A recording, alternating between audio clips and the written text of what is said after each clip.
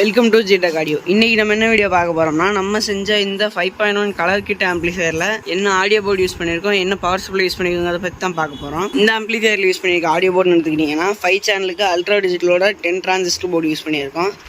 சப்புக்கு MKவோட 4 transistor mono use பண்ணியிருக்கோம். இது வந்து STK மாடல் IC.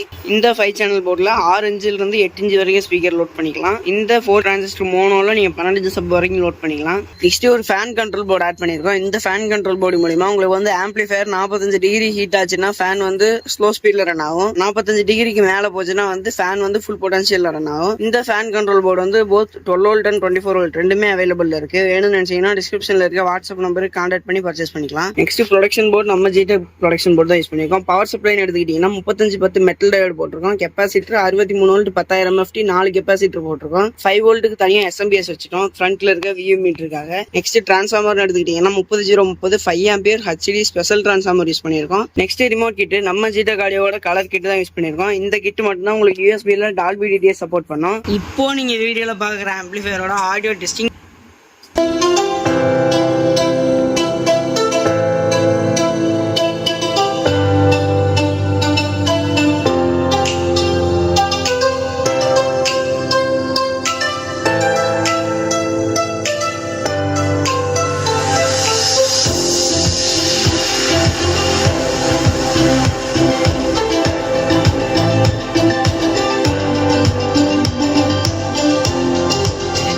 இந்த ஆம்பிளிஃபையர் மட்டும் இல்லாமல் வேறு மாடல் கஸ்டமைஸ்டு ஆம்பிளிஃபையர் வேணும்னாலும் நாங்கள் பண்ணித்தரோம்.